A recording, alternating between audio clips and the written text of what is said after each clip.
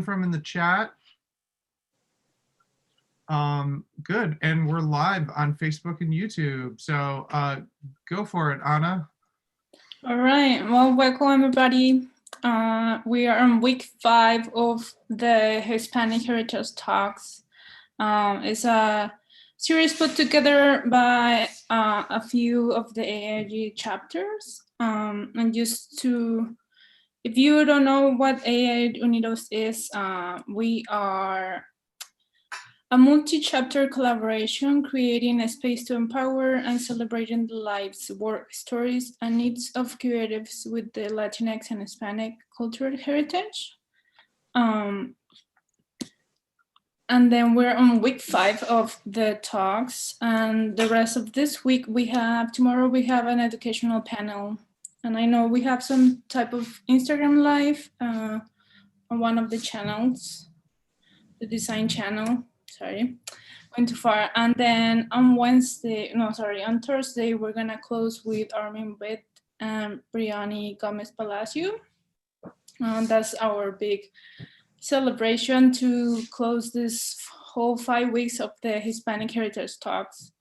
And so we're happy to be doing this. And then just to introduce our speaker today, he's a local Detroiter, so we're happy to have him. His name is Freddy Diaz. Freddy Diaz comes from a graffiti background since 2005. Freddy is an internationally known artist recognized for his versatility in artwork that varies from murals, canvas, sculptures, and clothing. With the help of the community, he has been able to branch out to work with companies such as General Motors, Ernst & Young, Lear Corp, Adidas, as well as painting in countries such as Italy, France, Portugal, Netherlands, Denmark, Sweden, Cuba, Colombia, and Mexico. So, Freddy, thank you for being here with us. And then... Thank you for having me. I don't know if you want to add anything else about yourself that I didn't mention. I'm just grateful to be here. So thank you for the opportunity. Yeah, no, thank you for your time. All right, well, if you have we're doing a Q&A with Freddy, and then if you have any questions that you want to ask him, please just either drop them on the Q&A button or just on the chat, and we'll make sure to get those to Freddy. So just to start off, I'm gonna show you guys a little bit of Freddy's work. It was really hard to just bring that to just 3 slides. It's just it's a lot of good work in there. These are just some of my favorites. But I would like to start just like, if you can tell us what got you into art, and if you were an artist today, what would you be doing right now? That's a good question, the second one, but I think art just kind of happened naturally. Just being, I think, from Detroit, for many years it was really low. We had a very bad economy, so like a lot of buildings in Detroit were abandoned, and so a lot of graffiti was being painted in the buildings. And so like even as kids, we'd be, just playing around, breaking stuff, or like just like going in the buildings. And then we just became familiar with graffiti, and so it was just like an urban thing that just had existed before, as I was a kid. And so once I picked up graffiti, it became like, I think it was like a genre of art that I picked up. And then as I got older, I started to learn how to transition that into other forms of art and other mediums. But I think that if I wasn't doing art right now, I'd find a way to be painting something. I think like maybe I'd work as a car painter or something, like, because I do like lowriders. So like,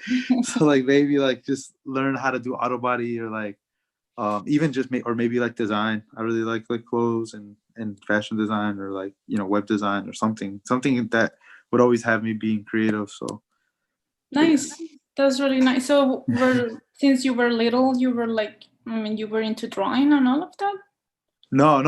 So No? it's kind of crazy. I never drew any like faces or like people or like anything when I was in high school or throughout my middle school or nothing. I didn't start drawing until I went to art school after I graduated high school.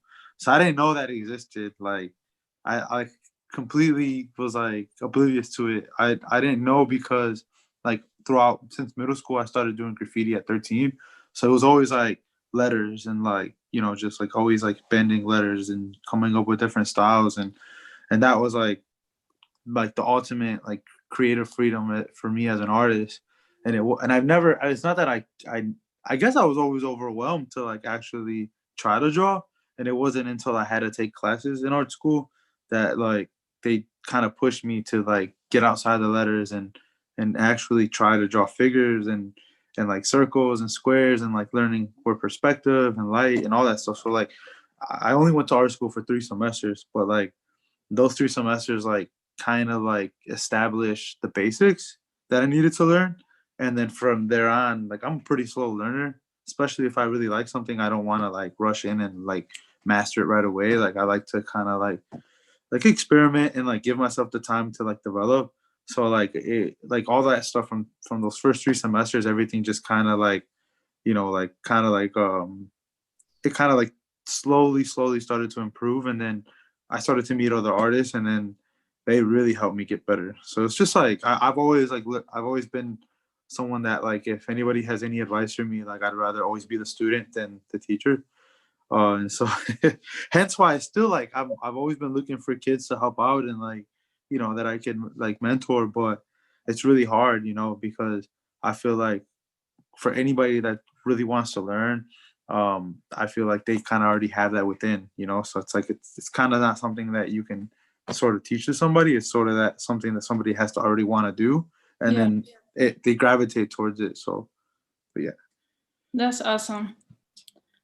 That's awesome. So, can you walk us through your creative process? Like, obviously, for your murals and even your paintings, I'm sure that all of them are different, you know, all of them are just very unique. But, like, what's your creative process? And then, how long it takes, like, how long it takes you to complete a mural or a painting?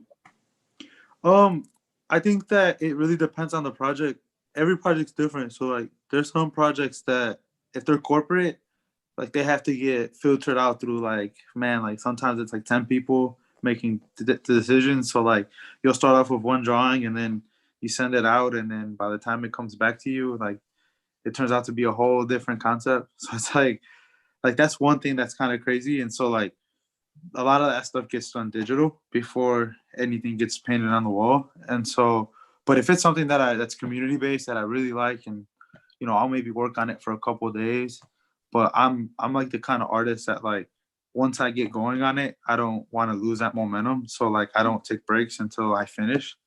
Otherwise, like I might as well just start something else, you know. And so like I don't know if it's like an ADHD or I don't know what it is, but like I'm like very OCD when it comes to certain projects and like just executing. And so I would say like murals, depending on the scale, they probably take like maybe three days to like a week to complete.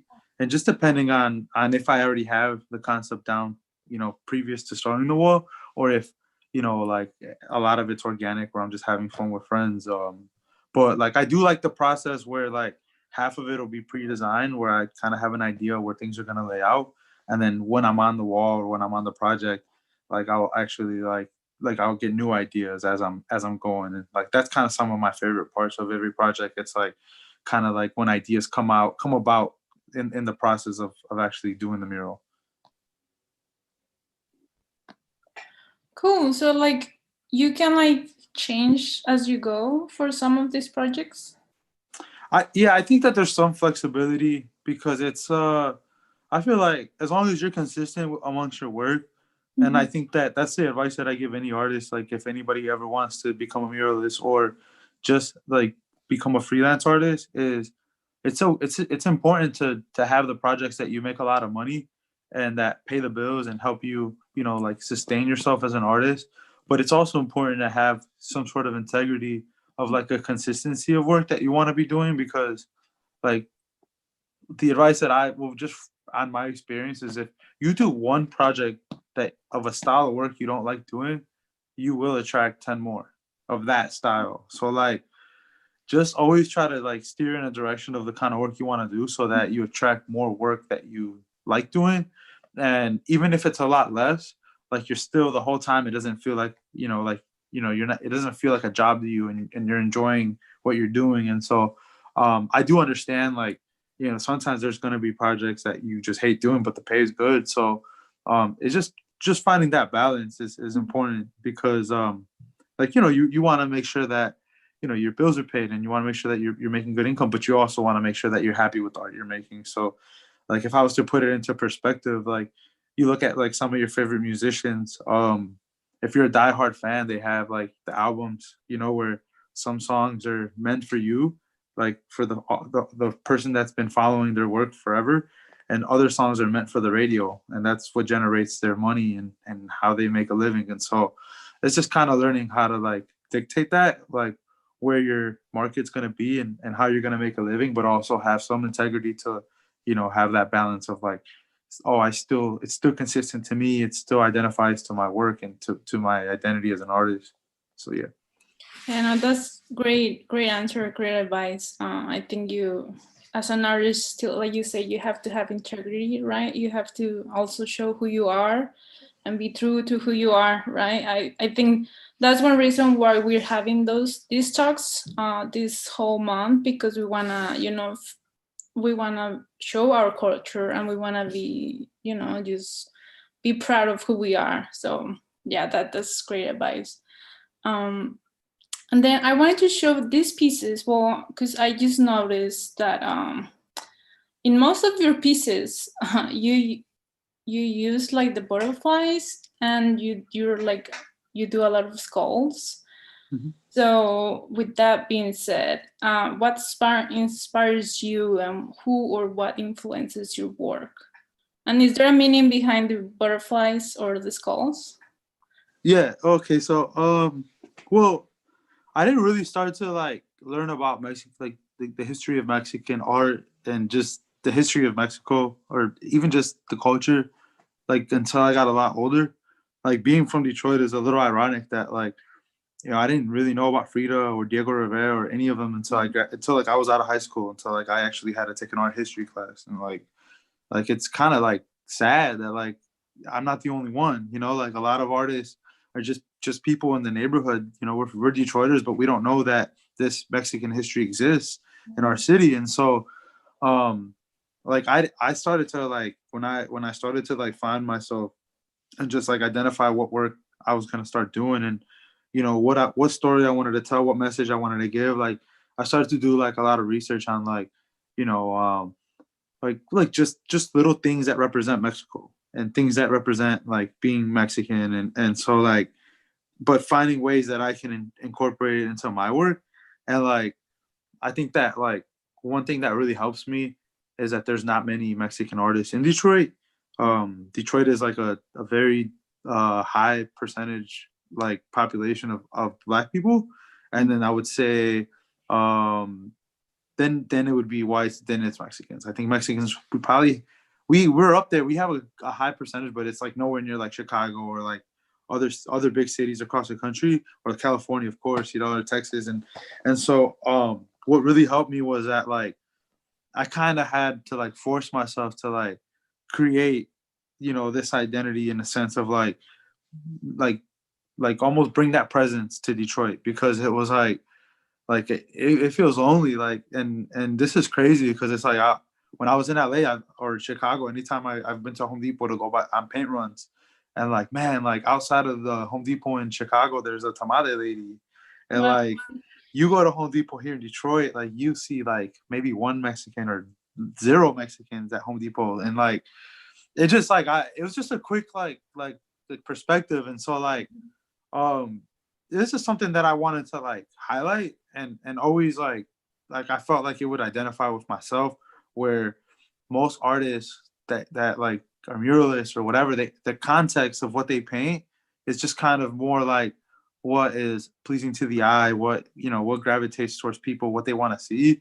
And like for me, is like I of course I want to execute that, but in a sense where I don't have to try so hard to be someone I'm not. Where, you know, I just what identifies with me and my culture is like what the stuff that I want to be painting. And so the skulls I kind of do, you know, for me, and like I feel like they represent a very ironic approach of like, you know, like something so dark, you know, but I find a way to bring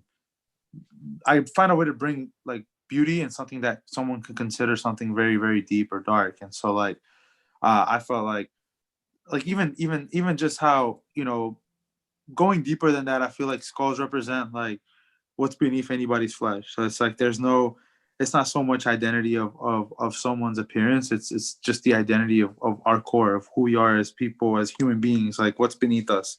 You know, but at the end, we're all just bones. And so like and then just meshing that with like, of course, like Dia de los Muertos and like being Mexican and like, you know, like that culture, like it just adds another layer, and it makes me like super like it just like it brought everything together for me in a sense. And so like and then just finding ways to be unique with it too. Like I think like, you know, it's a great it's a great template to work from. And I felt like for me it was something that I'll never get bored of doing, and never get bored of like finding different ways to incorporate it. And so like, you know, even but again, you know, like with other projects, like, you know, people are like opposed to that, like, you know. And for me it's cool because like art is subjective, it's up for interpretation. So whatever, however it makes people feel, like I'm just open to hearing people's like feedback. And you know, like I'm not by any means trying to shove a certain like idea down their throat, you know, like whatever you see my work and whatever you might interpret from it, you know, that's great too, you know. And so that's another way that I'm kind of like, you know, organic with it. Yeah, no, that's great. I agree with you. I'm more like, you know, what's beneath you, under you, than what's, you know, what shows what's outside of you. So, and now that I know, I'm more fan than I was of your work. Thank you. And Appreciate you. I do have one time you were doing a giveaway, and I got one of the skulls that you hand painted. So Oh, nice. yeah, Nice. so yeah, no, I love that interpretation of the skulls and how you bring, you know, your culture. Now after you, I mean, once you grow up, you learn your culture, and you're making sure you're showing that on your work. So that's great. And then, do you have a favorite mural? Which one is your favorite? See, like I always think like that's like a really hard question because there's some murals that I've painted that are better than others, but I feel like I can even go back to my first mural, and my first mural taught me like so much. So like, you know, I love them all equally in the sense that each one has helped me achieve something different, you know, a different attribute. And so I just look at every mural as my favorite one. And I guess I would say like the intention is always to like always make your work better than the last one. But at the same time, like honestly, I don't even get caught up in that. Like I'm just trying to like experiment sometimes, and just I could be in different mindsets and at different places in life. So it's like sometimes I'll be literally very competitive, where like I really want to get the best out of my work, and I really want to be, you know, like the best artist I can be, you know. And other times I'm just like, it doesn't even matter. Like I'm enjoying what I'm doing, like as long as I'm creating and I feel good about it, like who cares? Like the politics or whatever. And so like, so it's just like different times mean different things. And so it's like they could be very they can contradict one another. And so that's another reason why I wouldn't pick just one. I can tell you what's been my most successful one. And so like, and I can tell you maybe why I think why. I want to say you chose it. It's in one of the slides that you picked, but it's the one of the sugar skull of the calaca. He's dancing with the girl. I want to say that, yeah, that's been one of my most successful ones. This one right here in the Yeah, the one on the right. on the right, yeah. Yeah, I think that's been one of my most successful ones because of the area that it was painted in. Eastern Market was like Eastern Market, for people that aren't from Detroit. Eastern Market is like Wynwood or like the art district in LA, where it's kind of like just like the check-in spot. If you're in Detroit, you want to see murals, like this is like the place to go take pictures in front of murals. And so Eastern Market had no Mexican artwork in the market before this one that I know of. I think my friend Marca painted one on Gratiot, but he was more into the indigenous, like the Indian, like Aztec style of art. And so like I always felt like being a Chicano and just being like having that Latino like identity, like I wanted to have something that would just like just hit you like when you looked at it, and like there was no fronting like that we were here and we exist. And so it was like that was like my message and my intention behind that one. And like the fact that like it almost didn't happen. Like I was so busy doing like I did these basketball courts with the Detroit Pistons during the same time, and so I had like a 2-day window to paint this. And so like it was like it was like so hard. It was like so much going on, but like I had that momentum and that energy to want, like I felt like this needed to exist here, so I did this here. And like and because it was like one of the first or the second piece of like Mexican art in the market, like it like generated so much buzz. And like I feel like I get tagged on it like maybe once or twice a week. Yeah, And so that's it's like beautiful. And I see that you use the same. I don't know if how you did it, but I know you. I don't know if you painted on a bands on the shoes. Is yeah, that we'll talk something about that that. was that handmade or was it like pre-made or like? Okay, so that was a cool story. Vans, they did a workshop. Well, they did a pop-up called House of Vans in Detroit last winter. I want to say it was last winter, maybe 2 winters ago. And pretty much they had a workshop where you can design a shoe, and if every day they picked a winner, and if you won, they would actually go and fabricate your own shoe, Oh, and wow. you would have a limited edition one shoe. And so I went the first day, and I love the workshop. Like I fell in love with that process. So like even when you asked me like if I wasn't doing your murals, I'd probably be doing design or something else, because I fell in love with like seeing how something can get made firsthand. Mhm. And like I never had that accessible to me or had any idea how that could even be possible, because like all you see is like athletes or like like famous people getting their shoe. And so like Mhm. I won the first day that I tried it. I actually ended up winning. And then I went back the next day to compete again, because I was like, man, like like it's just so fun. I just went back. And so like that was one of the designs that I used. And they put that on a shoe. And so we did a limited, well, first it was a 1 of 1, and then I did another one that were like serape patterns Mhm. on the Vans. I saw And this. then yeah, and that was another 1 of 1. And then I ended up pitching the idea to StockX, and then StockX, they have a good relationship with Vans, and so we ended up putting together a limited edition run through StockX and Vans. And so like that's kind of how everything just like it just snowballed. And so like I think once StockX gave me the platform to showcase the shoe, the demand went like crazy. And so like I think COVID happened, and like I've continued to work with Vans, and we have a good relationship. But like given the times that we're in, I do know that they're like on a different agenda now. And so like I don't put anything like past them. Things can happen in the future, but like that limited run, like that was like super cool to be able to have that opportunity out of something that was just like a quick idea. And like like I just felt like that would be a strong thing to put on a shoe, and people would feel cool to wear it. And so like yeah, it was super exciting. Yeah, it was really cool. I'm sad that I didn't get to buy one of those shoes. Hopefully you have a new design and we'll be able to get more shoes. Yeah, for sure.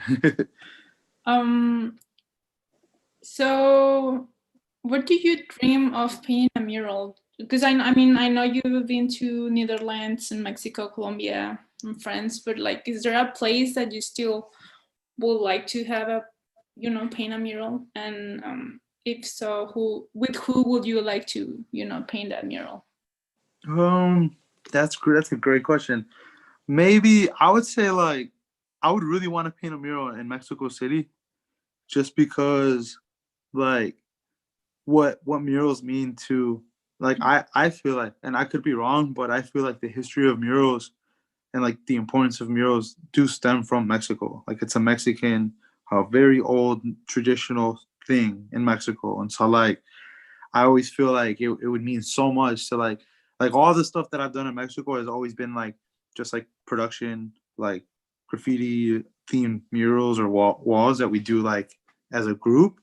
And it hasn't been like I don't have like an individual like big, 50-foot mural and on the side of a building, but it would be it would be a dream just to have that to have that presence out there, because I just feel like I would feel at home in a sense, and I would also meet the connection that I would make with people down there would be a lot more like it'd be more constructive, to where like I feel like being Chicano is like it's kind of like a double-edged sword sometimes, because like you go to Mexico and you're not Mexican enough to be Mexican, but then you're here and you're not American enough to be, you're too Mexican to be American, and so it's like you're right in the middle. And so like I feel like I kind of like having that accessible to me would be like amazing. And I do have friends down there. I just like, again, like COVID kind of like stops a lot of opportunities sometimes from traveling, especially.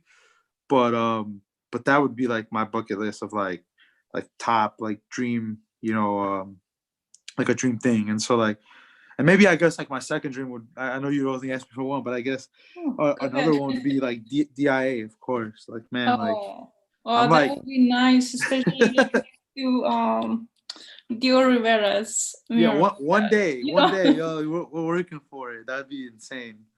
But yeah. So That's those also, two. this one of I think it's in Grand Rapids, if I'm not mistaken, the one with the elotes and esquites. Mm-hmm. When I saw that one, it just brought me back to Mexico. I don't know, like, I felt like when I saw it, I was in Mexico. It's just because, like, I understand when you say you want to go down to Mexico City and do a mural. Like, when I saw this, I really like felt like I was on the street, getting an elote. So it's just, I think you do a really good job of just, bringing out your culture and all. I mean, your storytelling is great. Thank you. No, thank you. Yeah. And for me, it was just like I've been seeing videos of like, food vendors be like getting mistreated, and like, right. I don't know, like, man, like that always like it hits home, because it's like, like my parents are, they're immigrants, and so like I see them come home from work, like still to this day, like they work like really, really hard, and so it's like, it's a kind of really, really sad thing to see that, when people don't appreciate somebody that's working hard.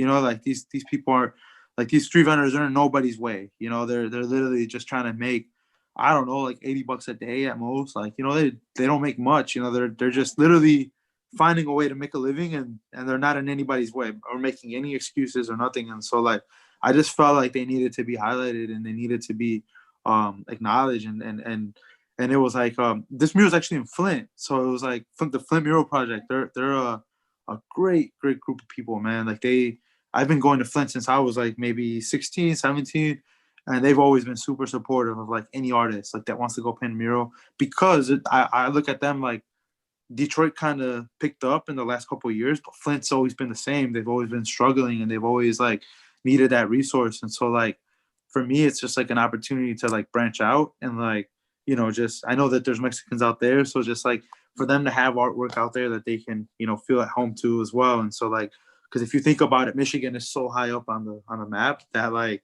we're so far away from Mexico, and so it's like having work like this just elevates the mood, and like definitely gives us a presence. Yeah, no, I agree completely. And so, with who would you? I mean, is there somebody that you that's maybe aspire to be, or maybe that you want to collaborate with? I guess like one of my biggest influences, it happens to be like one of my really close friends. His name is Jesus Benitez, and he's amazing. Like we've never collaborated because our styles are so different. Between him and maybe Sanid. Sanid is a Mexican artist from Mexico City as well, where I feel like me and his work will be like, we'll complement each other all day, because like there's certain things that he just inspires the hell out of me, because he's like, I feel like him as a Mexican artist, he's like total success. He's like done collaborations with Jarritos. He just got done doing work with Indio, the beer line. He has his own beer labels, and like he's a total hustler, like total like he understands his identity as an artist, and like he's remained consistent, and like like him like making it in Mexico City is like, it's a very hard thing to do. It's a Yeah. very, very big accomplishment. So like I respect like him and Smith, and there's so many artists in Mexico City that are like killing it. And so like maybe like collaborating with one of those guys would be cool. Yeah, well, hopefully after COVID, if we ever done with this, you can you can make that happen, or we can even help you. We started a Yeah. hashtag yesterday. They started a hashtag, so one of the illustrators that presented yesterday wanted to collaborate with Oprah. So we'll start a hashtag and we'll start with them. So you can go to Mexico and do a mural with them. Yeah. And then eventually another cool thing I'd want to do is clothing. So like collaborate with like maybe Equia. She does like have you ever seen her coats? She does like they're like the cobija. So like you know how it's the season for like it gets cold, we have the little animal thing. She makes like these cool ass jackets out of like cobijas, and like she's so cool. Nice. Maybe her, like Virgil would be cool, man, because he's like in the high end fashion. So like finding a way to like mesh our Latino culture with high end fashion would be another cool thing that I would be like just like super excited about, because I feel like there's no ambassador yet of like like our kind of clothing, reaching that high end market, and so like there's nobody in the middle that could find us that loophole yet. And so like the talent's there, like the pride is there, like, and the market's there. Like I know Mexicans, they see cool stuff that's like Mexican related, they buy it, so yeah, we do. I mean, I know I mentioned before that you have that mazapan sweater that is sold out on your website, but I'm like, that's just really cool. And like you say, it's just it makes us connect with who we are. So that's just really good. Yeah. And then what's the most challenging project that you have ever worked on? I mean, I want to say like it just happened recently in November of last year. It was one that I did for El Nacimiento. So I want to say it was like a 40-foot wall, 40 by like maybe 20 feet. So it was like a really, really big wall. And it wasn't so much of the scaling. It was a great opportunity to me. It was like super cool.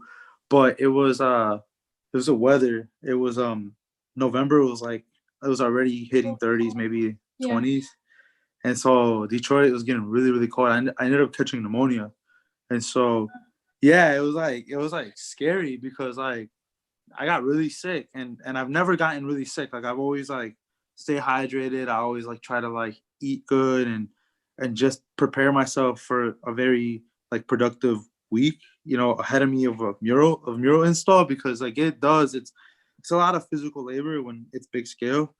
But that wall, like, man, that wall beat me up, because it was just like so cold, and like what that mural meant to the owner as well.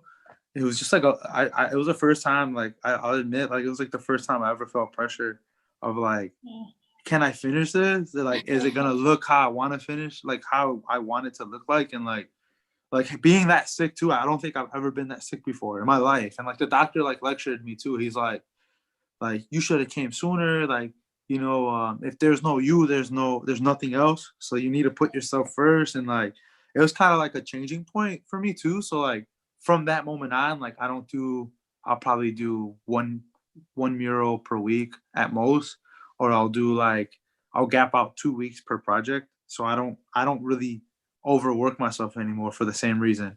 At least being outdoors, if I'm indoors, I'm okay. But it was just like, I think like what really brought me down and made me weak was just like overworking, and like just being very tired, and then being exposed to like low temps and high heights. It's just that wind when you're up really, really high, it's really windy up there. And it was like that really like did it. And so like that was for me, like just like a challenging on the health aspect. I was just like, whoa, like I really need to like take care of myself and like just better prepare myself for any future projects that could be as big.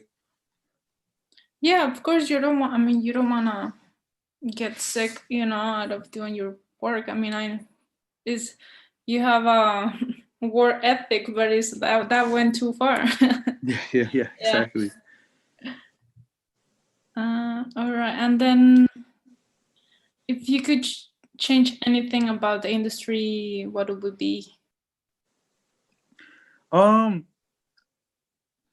think it's controversial. I maybe I would hate the amount of, I mean, maybe if I could change anything, it would be the like the way that it's ranked, because I feel like as a young artist, like anxiety and like intimidation shouldn't exist, compared to like, like I feel like we live in such a like in such a like an like a era where everything is social media based. Who you are on social media dictates who you are in real life, and it's like, man, like that's one of the main reasons I love graffiti, because it was like, again, like some people might consider it vandalism, but like that was like one of the only true art forms where artwork speaks for itself. Like people don't have to know who the person is; they just respected the work, and so it's like I feel like it could be very discouraging for artists that are starting out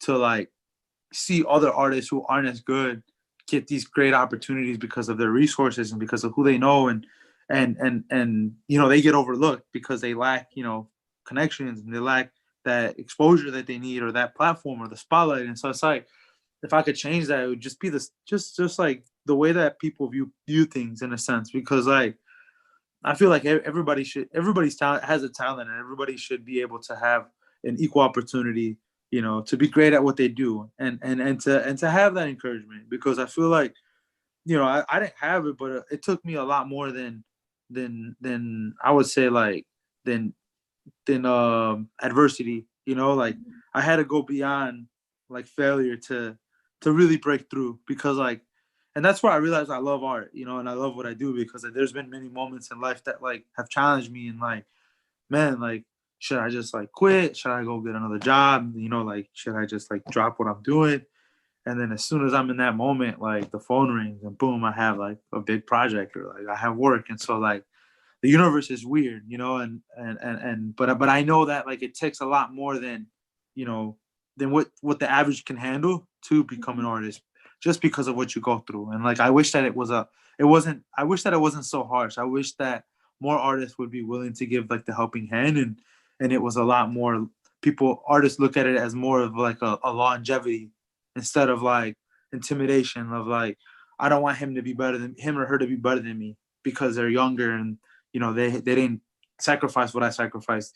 Like artists need to stop looking at it like that, in a sense of like, it doesn't matter what you sacrifice, and what they haven't yet. It's what you sacrifice is for them to have that. It's like, I've met a lot of art, like I deal with a lot of discrimination for being younger than a lot of the older, because of the politics. It's like, well, all right, I'm sorry I'm not old enough and I don't have the seniority you have, but that doesn't mean that I'm, like, if in a sense you work, in a sense what you contributed to the art, community is I'm reaping the benefits, so you need to look at it that way, of what you did for yourself actually ended up working out for everybody else too. So don't be selfish in the sense of like feeling like I need to work the same as you. And it's like, there's different ways, it's like the same thing with my parents. It's like Mexican parents can look at you as like, if you're not working a hard labor job, like, is it really a job? And it's like, no, like, it's like that machismo like needs to like, like kind of like go away, because it's like, it's not about that. I think accomplishments come in many different shapes and forms. And it's like, people need to be more open-minded to, what everybody's contribution is, and how it can help somebody, instead of like, feeling like there needs to be a certain standard to, like live up to someone's par. And it's like, that's one thing I don't like about art, is like that side of the politics. Like I really don't like, because it's like I do it for me, and like I love what I do, but I hope that I kind of like inspire and I attract more people to want to do what they want to do, whether it's whatever it is. And so it's like, and I always try to relate to the people that don't have the resources, because it's like, to be honest, like I all this to me, like everything that I've accomplished came to me from wanting to go get it and do it. I didn't really know anybody. Like even when I went out to Europe, like the times that I was out there initially, I went out there not knowing anybody, not knowing a word of the language, not knowing. I just went, you know, as a pioneer, and I went because I wanted to do it. I wanted to learn it, and I feel like it shouldn't have to be that hard. I do enjoy the beauty, I do enjoy the path, but I feel like it should be a little more accessible for artists, especially here in Detroit. And so, like, you know, hence my like purpose, and like, you know, that kind of what my whole thing is like that longevity. It's like I can't wait to meet like a younger artist coming up in the neighborhood and like find a way to help them, you know, bring out the best in themselves. Yeah, like you say, we have to like support each other, right? Instead of like competing against. It's like we have, I mean, as an artist, you have it difficult for just first because of the career, and then also adding on top like your Latinx or, you know, Hispanic, Chicano, whatever you're like Black. It's just like you add all of that, and it's difficult. And then like competing against each other, it's just, it makes it more difficult. So I think, like you say, we should just support each other and just work hard and inspire others, right? To be doing what they want to do, like whatever it is that they want to do, but just do it. People, you know, yeah, because people need to realize this. Like, if you think about all the big companies that compete, Tylenol versus Advil, or like Ford versus Chevy, all these big companies, they're really not. There's really no bad blood between these companies. They actually get along very well. Right. If anything, they both help each other. Like that. If there was not one, there wouldn't be the other. In a sense, you know. So like, people need to stop looking at competition in such a negative way, and almost look at it in a positive way, of someone trying to bring out the best in you, and or just like that like Right. that energy that goes both ways, you know. Yeah. That mutual like energy. And so it's like that's always been my thing. And so like I even when I meet people now, I try not to like kind of let them know what I do. Like I like to meet people as like as just like, hey, what's up, I'm Freddie. And then, you know, whoever they are, I like to meet them as who they are themselves, not what they do for a living. I don't base somebody on who they are out on the internet, or what they do for a living that will dictate who they are as people, you know. Because I feel like I've learned the most things from the people that have the most like day-to-day jobs. And like I appreciate, I respect people who can do that. Like if I could have went to school and became a doctor or a lawyer, like, man, like I would have been able to do it. But like I have so much respect for academically gifted people too, because like it takes so much discipline and hard work. And like I deal with that on a daily basis, just on logistics, when I got to email people and like get on these Zoom chats with people. It's like, yo, some people are just on it. They're like sharp, like with everything. And so like I admire that. Like I can be pretty unorganized sometimes as an artist, and I think it's like it's just a common thing. Like our mind is just like but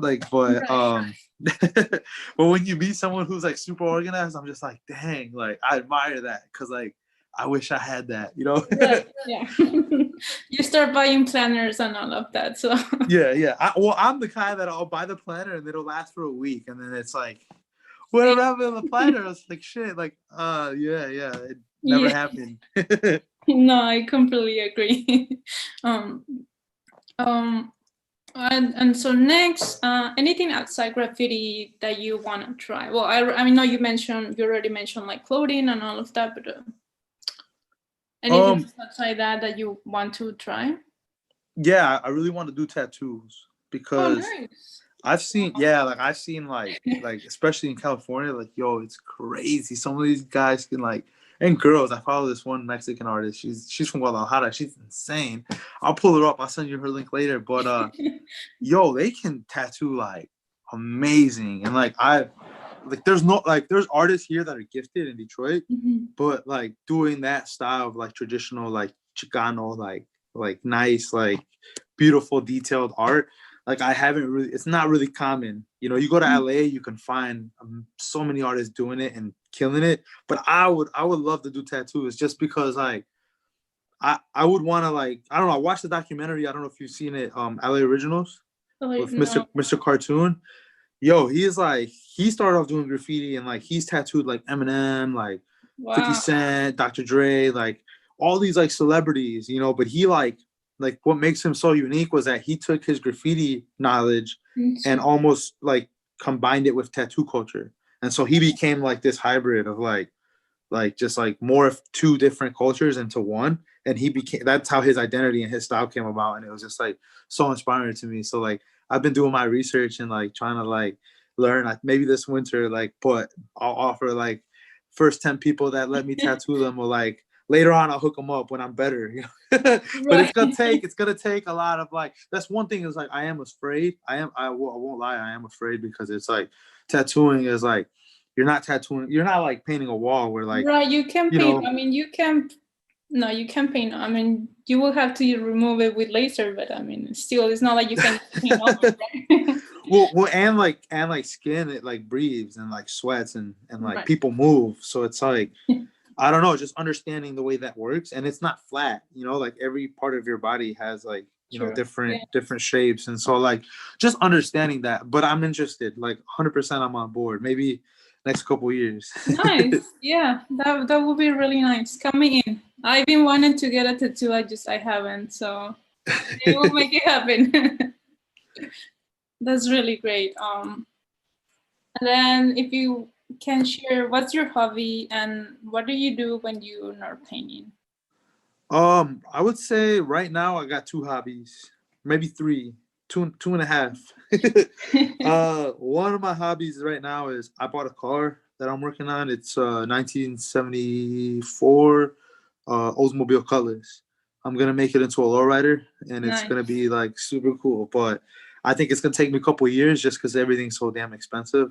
But right now, like I'm doing the most minimal stuff that it's not so expensive, like just working on the body work and like getting everything ready for paint, and like that stuff I do know how to do. So like whatever I can do with the least amount of money, like I'm starting to like work on that. So like on my free times, like I have a good friend of mine that like he's like very excited that I got this car. So he's like, yo, like you want to work? What's up, man? What's up with the car? We're gonna finish it or what? And I'm just like, yo, like all right. So he's been like really pushing me to like get this car done. So like that's one thing that's been like taking my time.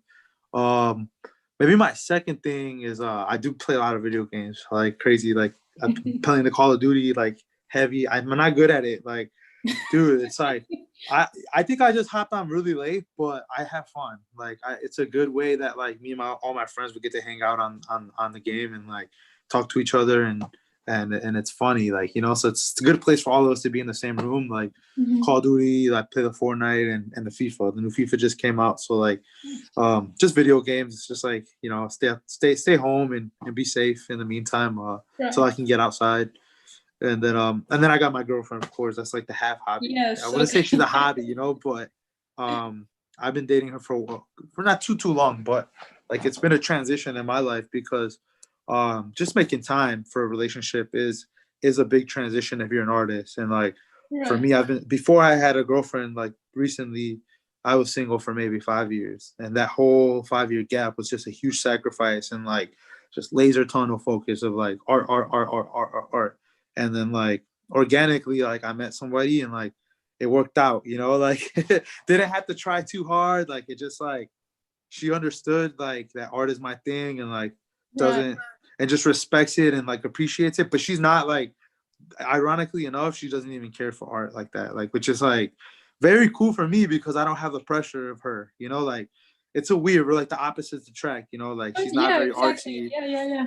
And she's very understanding and cool with it, like, but she lets that like belong to me, you know, like it's awesome. It's weird, like I really appreciate her for that, like she gives me that balance, you know, like somebody said it up there, like balance. So for sure. So I've been spending a lot of time with the lady. Make time to be with her and all of that. Yeah, for sure. Oops. And then so the last question that I have, I'll check the chat because I'm sure we got some more questions. But what's next for you? I know like now with winter coming. Yeah, I mean it's not like that you get a lot of work to work outside, right? So what's next for you? So like if we're talking near future, I want to do like hoodies and like sweatshirts, like start working into like dropping like merch, just because like again, you know, we talk about just being accessible and people wanting to wear stuff and you know, having stuff to wear over the winter. I like layers, so like if I can come out with stuff that I want to wear just for my own personal sake, and then people can support it and buy it if they like it, that'd be cool.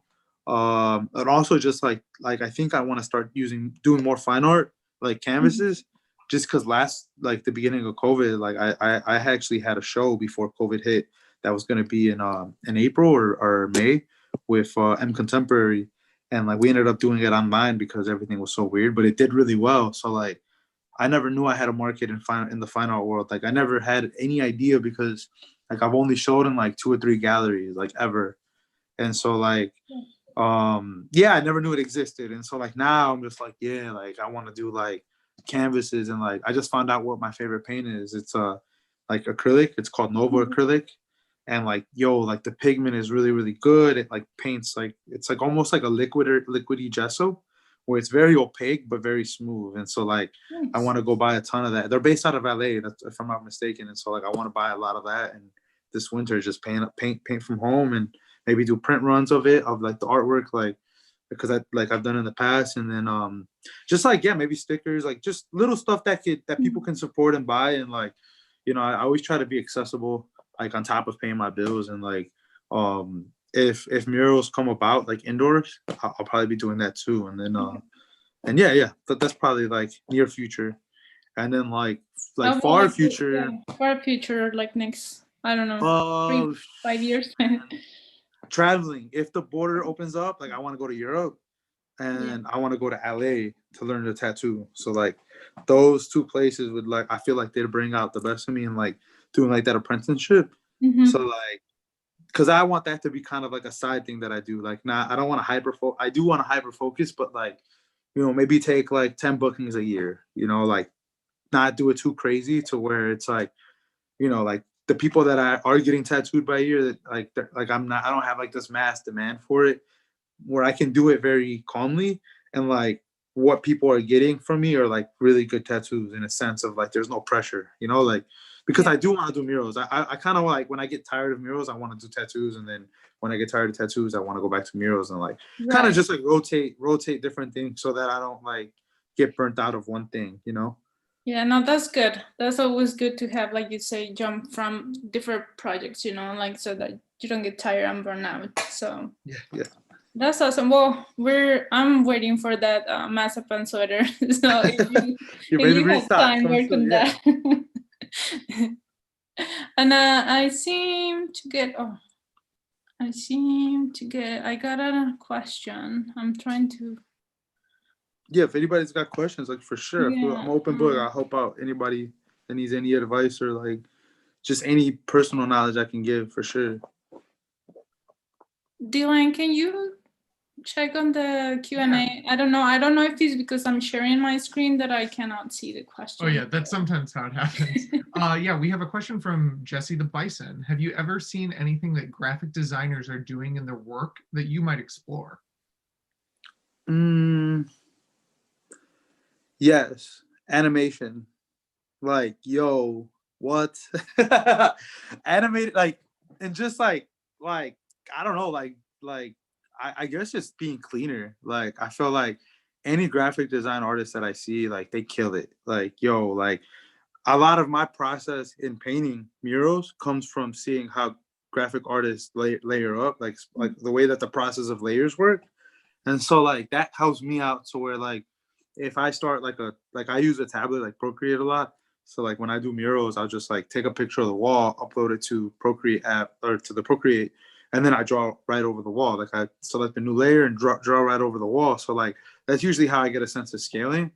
But yeah, and then once I learn how to break every single layer, I know like, okay, my reds and my blues, and like you learn to like kind of almost, it gives you the whole formula to do a mural in a sense, like step by step of like, first I'm gonna add the black, then I'm gonna add the blue, and then I'm gonna add whatever. And so like, man, like graphic designers like help me out a lot. And in terms of just like presentation, like when you get clients that are like corporate, they want to see everything digital. They don't want like it's all about premeditation. So like any graphic designer, I had my hats, like take my hat off to them, because it's like they execute that very well in terms of like planning, and like they're almost like they're pretty much an architect, in a sense of like, how they present stuff, and the way that they see the world too, where how they want things, to be looked at. And it's a big responsibility. Like one thing that I get asked about a lot is if I do logos, and I can't really do logos because it takes a lot of like, you got to be really good at like graphic to be able to do that kind of stuff. I'm not by any means, that's not my thing. Yeah, no, I seen them again on your Instagram where you show the process, like how you have it obviously white and then you have just the outline, and like you said, you go by colors, and then how you go back and do it like a black outline, and it's just like it's like all those layers, like you say, like a graphic designer. But that's great. Then Dylan, can you do the next question? Sorry. No, you're good. We have one from Thompson Roth, who says, what would you say is the most difficult thing in graphic design? That's a good question. I guess for me it would be like maybe figuring out how to reach an audience that you want to reach, because like it could be so like it's very hard. I guess I would say being unique, that's like the hardest, because graphic design is like, you could think of like the coolest idea and then someone's already done it. So it's like finding ways to like make it in your own way, something that has been done millions, like, you know, like for example, like the growth, like the evolution of a logo. So if like you look at the first Instagram icon, you know, which is like there was like this old camera that's all like ugly or whatever, and seeing the evolution of how it's transitioned, it's like I can't imagine like the same, like the artist had designed the first one, like, or it being the same one, having to redesign it every couple years and like update it. And it's like, what can I do to change it but also keep it the same? And so it's like I would say like just being creative in that aspect of being original too and consistent is like, I think that's really hard to execute in graphic. While we're waiting for some more questions, I definitely have a question for you. So you had mentioned like you're working on car stuff right now. Car culture here in Detroit is like a huge thing, and especially in Southwest as well. Like we got are you gonna get like your lowrider blessed, the blessing of the lowrider? Are you gonna do some painting on it? Like what's your plans to like bring some artistry and culture into that? For sure. Yo, I'm so excited because I feel like it's a good opportunity to like, I think like for one, I don't really know a lot of muralists or like artists, like painters that have their own lowrider car. Like usually everybody that I've known personally, like, and if there is someone out there that is an artist, I do want to meet them and I need to learn from them. But like, I think like it's gonna be interesting to see what my car would turn out like, given the fact that like I can take it from so many different angles. And like one of the cool things that I know for sure that's going to be pretty authentic that I do is like the headliner of the car, the inside, we're going to do it as stretch canvas. So it's almost like it has like the texture of an actual like painting instead of like suede. Some people do suede tops, some people do like leather or different kinds of fabrics. We're going to do stretch canvas. So like, and we're going to gesso it, and then I'm going to paint something on the inside.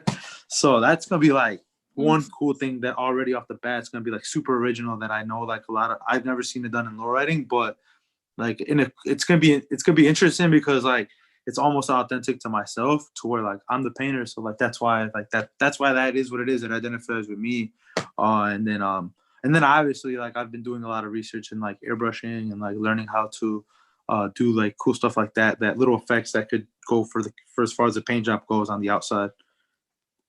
Yeah. And then I am gonna get it blessed. Yeah. Oh, definitely. That's sure. always like, for those of you who are not from Detroit, that's a like specific Detroit event that is really fun. We have another question here from an anonymous attendee. How did you make the jump from graffiti to the corporate world? Oh, okay. You guys got time? Because it's kind of a long story. But if you want the short one, I give you like the short summarized story. But it was, I want to say like I went to Europe. I dropped out of college because art school, like I had a meeting with my admissions counselor when I started to lower down like on my grades. And like I remember asking her, I was like, yo, like I was like, yo, college sucks, like straight up. Like if you can survive and get a degree, anybody that I know out there with a degree, oh my God, dude, hats off. I respect you so much because you go broke for a long time. Unless you like got wealthy family that can pay for everything, you go broke for a long time. Like it's so stressful. You have like so much homework, you don't sleep, like I don't know, like it was so bad for me. And so like I remember asking my teacher, I was like, yo, if I quit my job and I take out all these student loans and I finish and like I get this degree, like what can you like guarantee me? You know, what can you guarantee me as someone that's willing to go through with your curriculum? And they said, I remember her answer being like, I can't guarantee you anything. You have to guarantee you something. And so when she said that, I was just like, whoa, like everybody here is like putting all their chips in and like money they don't have, they're taking it out, you know, to complete this course and like get this degree. And there's nothing guaranteed. And like, and I mean, it's probably an obvious answer, right? But at that moment for me, it was kind of like an epiphany. And I was just like, yo, like if I'm going to succeed or fail, like I might as well do it doing something I want to do instead of like, you know, taking the road most traveled, where it's like the safest route, where you get a degree and I mean, that's the idea everybody has, right? You go to school, you get a degree, you get a job. But here I was with this lady telling me like I wasn't gonna, like they couldn't guarantee me nothing. So it's just like, so like that made me like take a bigger leap. And I was like, all right, well, what's one thing I really want to do? And like I remember like the only thing I had of value was my car. And so like I sold it for like $3,000, and then I bought a plane ticket one way to Europe. And I lived in France for a couple months, and I worked as a studio assistant. And graffiti, I swear, dude, graffiti was my anchor. I met everybody that I met in Europe were graffiti writers, and then they had connections to, you know, the fine art world and other artists that were graffiti artists that turned artists. So like that already exists in Europe and had been existing for maybe 10 years before, you know, before I was even doing it. It was maybe like early 2000s. And so to see them established and to see them doing it out in Europe and like to kind of be like just like a fly on the wall was like, it made me realize that I needed to come home and kind of create that if I wanted to see it here in Detroit. And so when I got home, like the first thing I ever did was like I went knocking on everybody's business. So it was like restaurants, car washes, gas stations, like any small business that was in a neighborhood. And like eventually like, you know, got work that way. And like the cool thing with that was like I met every business owner. Like that's who I was working with, local business owners. And that was my first template to getting my first corporate job. So like based on how every business owner that was in the neighborhood that kind of taught me how to kind of run my business, like eventually led to an opportunity with GM. GM was my first, they were my first big corporate job. And then, and I will give you this advice. Like I know this panel is like long and I'm sorry. But I will give you this advice is the best thing I ever did when I got GM as a client was I told them that I didn't know, you know, that I didn't know what I was doing and that it was my first, that they were my first big client. And I know like it's a big risk to take because big companies could take advantage of you. And I've seen it done many times with different companies that they take advantage of artists and, you know, like they underpay and like whatever. But something about like just my honesty with my client that like they just like really looked out for me. Like they were like, okay, well, I understand it's your first time. If you want us to hire you, you need to get an LLC. And so like I was like, damn, I don't have an LLC. And they're like, no, don't worry, we'll wait for you. We'll go get an LLC. We'll wait for you. Go get an LLC, then we'll hire you. We're not gonna go to somebody else. And I was like, all right, cool. So then, you know, after I got my LLC, you know, and we finished the project, they later, like at the end of the project, and they paid me or whatever. Like the last thing they sent me in an email was like, you know, here's a contract template. And like to me, that's been the holy grail of like my business, because from that moment on, it was like, this is how we do our contracts with our clients. This is here, use this template and make it your own.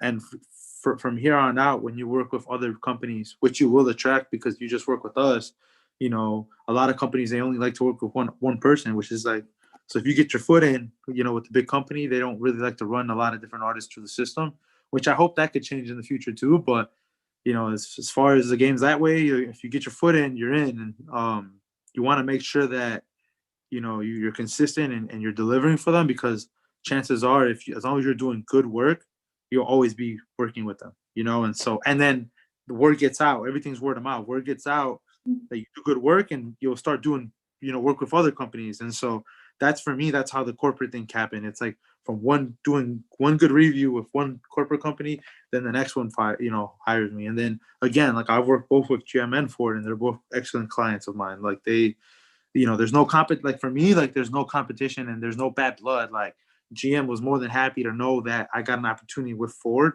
and that I executed, because it says a lot about somebody that they invested in a sense of like, they gave me a contract template. They showed me how to get an LLC. So like anytime somebody gives you any advice, they're not really necessarily trying to knock you down because you don't have something or you don't know something. It's more so like, yo, we're trying to help you. Like, if you don't have this, go get it, and like that was what I learned from that and what I took from it. And that's how, like, ever since, like, I've learned to have that to handle that corporate environment. And like, what I will say too is like in the future, like it does get better. Like for me, it's gotten a lot better. I've gotten a lot more corporate clients that want me for the work I'm doing. And it's a lot less people I have to cater to, which is like so cool. Cause it's like, yo, like, can you imagine just like someone saying like, yo, like, we want to hire you to do something, do whatever you want to do. And then I send them images and then you get it on the first one and it's like, yo, no reviews? What? So then like, yo, it's like the best, So it's just like things get better. Things do get better as you go and as you grow. So like just keep working. It's like the best thing I could tell somebody. And like, don't be discouraged when people don't really feel what you're doing yet, because like chances are maybe you're not in style yet. You're like so ahead of your time, like the style hasn't caught up to you. And so like you'll get your turn, everybody gets their turn. And so like, and you'll learn to adjust too. Like a lot of things is just learning to adjust to times. And like, one good musician is Drake. He's been in our generation for a long time. And anytime a new artist comes out, Drake makes a song with them because he's not like by any means intimidated by any new artist. He wants to embrace the youth coming up. And, it's just an example. It couldn't, whether somebody likes or not likes Drake's music, you have to respect that, he's giving, young artists the platform, and he's also adjusting to the market and the times. And that, like, me as a business person, like I see that and I'm like, dang, like that dude is like, he is where he is for that mindset and that like formula. Yeah, you're right. I mean, you have to adjust, right? You have to adjust to just like how we are doing it right now. Just with Exactly. COVID, we had We're to in Zoom, adjust, like right? this could have been a different Do panel. Yeah, we're on Zoom, so yeah. So but it's equal. I'm actually grateful because like if you think about it, all the local businesses, at least like for me, and I don't know where everybody else is checking in from, but I know like there was like for a long time it was like a lot of like mom and dad owned businesses or father and son owned businesses that didn't have like Uber Eats and like like what's the other Grubhub and all these DoorDash. And like now they're like getting hip to the technology, so like now they can give their business to the next level. Like when things go back to normal, they're still gonna have Grubhub people, they're still gonna have Uber Eats, like Uber Eats market. And so it's like just seeing like old-fashioned businesses adapt to the new technology is like, it's exciting for me too, because I think we all kind of need that, like we all kind of need an update. And yeah, and it's super important for sure. yeah, we do. Well, I think that's all the questions that we got. But if you guys go follow Freddy on Instagram to stay up to date on what he's doing. Also, his website is on the screen. Just stay up to date. Check it frequently because I know that's where he has his stuff for sale. So like the sweaters, the shoes that we've been talking, the stickers, so you can find all of that there. Freddy, thank you so much for your time. Thank you for sharing your stories, your expertise, and your time with us tonight. So thank you. So thank you guys. No, I appreciate you guys. And anytime you guys need something, feel free to message me. Email me. Email is probably the best way to get at me. So I don't really check the Instagram. A lot of times I didn't know the little request folder. Like I didn't know it existed. So like I'll forget. Yeah, like I'll forget. Like I even have like DMs in there. So like if you want to get a hold of me, like anybody, just email is like the best way. I get those like as a text message. It'll like come in as a text. so I'll know when someone's emailing me. Okay. Yeah, So if I haven't thanks a replied ton. to you, Anna, when you email me, I'm sorry, but I did see it. Well, yeah, I'm excited to look forward to some more fun projects with you in the future too. So let's keep in touch. Cool, Dylan. Getting tons of thanks from everyone in chat here too. So thanks a ton for joining us here today. Yeah, and I think one more thing before we go is use if you can take the survey, let us know how we're doing, and then also if you go to the AIGAUnidos.com, you can find a volunteer form that if you have any ideas for talks or you know any artists or you want to do something with us, let us know. Thank you to Typecraft for the sponsorship. And then just real quick, we have 2 more events this week, and thank you again, Freddie. Thank you, and thank you to everybody, and hopefully we'll see you tomorrow for our next event. So thank you from AIGA Detroit. Thank you to everybody. Have a good night. See you guys. Have a good night, yo.